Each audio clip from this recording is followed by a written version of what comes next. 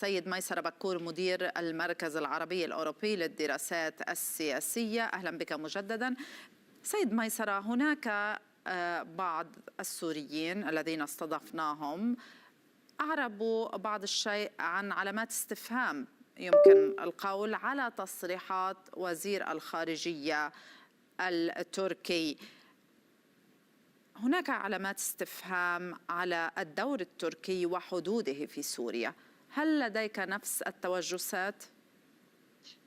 أنا قلت وأنا أحدثك، قلت هناك دول لديها مطامع ودول لديها مطامح، فلا أعرف تركيا من المطامع أو المطامح. وحتى سمعت بعض التصريحات، يعني رئيس البرلمان التركي يقول بأن حلب كانت لنا، وحتى في خطاب الرئيس أردوغان منذ يومين، خطاب نصر، قال بأن حلب ودمشق كانت ولايات تركية بالأصل، وهذا كلام غير دقيق لأن تركيا عمرها 100 سنة وحلب عمرها 10,000 سنة، وكانت ولايات عثمانية. نعم، وتركيا ليست عثمانية. سمعت من هذه التصريحات، ولكن على العكس يعني ما فهمته من السيد حقان فيدان أو حكام فيدان بأن قال حرفا أن نحن لن نكون بديلا لتركيا لإيران في المنطقة، سندعم الجيش ولكن هذه دولة محورية ولديها مطامح، ولا نقول مطامح في المنطقة كما لبقية الدول. ولكن هنا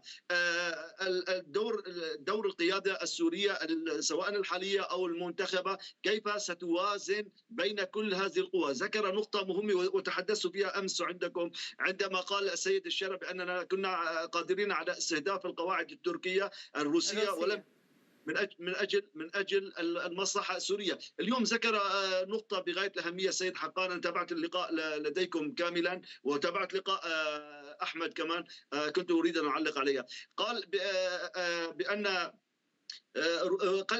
سمعت أسامة القاضي لديكم قد تعقد صفقات مع روسيا من أجل إعادة الأموال، ربما ما فعله الشرع بعدم استهداف القواعد الروسية، ربما من أجل عقد صفقة مع روسيا من أجل الأموال المنهوبة أو إعادة تسليح الجيش السوري. ولكن السيد هاكان أو حقان كان واضحا صريحا. طبعا الكلام الذي يقال في الدبلوماسية وفي الإعلام ليس هو الذي يقام في غرف النظام. يعني أنا عملت في الدولة أكثر من 13 عاما وأعرف كل هذه التفاصيل وكيف تدار الأمور. بالتالي نعم، تركيا لديها مطامح، وتركيا هي أكثر الدول المستفيدة الآن من خروج إيران ومن سقوط نظام بشار الأسد وموضوع إعادة الإعمار. وحتى كانوا يتحدثون عن التسليح ليس مجانا، وإعادة الإعمار ليس مجانيا. هناك بدأ رجال أعمال، بالأمس كان لي صديق يتحدث أن رجال أعمال يريدون بدأوا يفتحون مقرات في حلب وفي إدلب وفي المناطق اللي يبدأوا بإعادة الإعمار.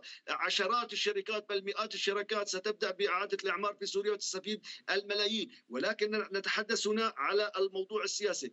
تركيا لها مصلحة بالتعاون مع الحكومة السورية القادمة من أجل موضوع المنظمات الكردية، المنظمة الكردية تبع الحزب العمال الكردستاني، القضاء على هذه المنظمة التي تشكل أرقا لسوريا ولتركيا. هذا من الناحية العسكرية. من الناحية السياسية تركيا تريد أن تصدر نفسها بأنها دولة أساسية وأقليمية في المنطقة ولا يمكن إبطال أي اتفاقية منها. ولكن نحن كيف نوازن مصالحنا بين أمريكا وروسيا وتركيا حسب منطق التاجر؟ أعظم الربح وأقل الخسائر. لا نريد وضحت سيد ميسرة. للأسف انتهى وقتنا. كنت معنا من برلين ميسرة بكور مدير المركز العربي الأوروبي للدراسات السياسية.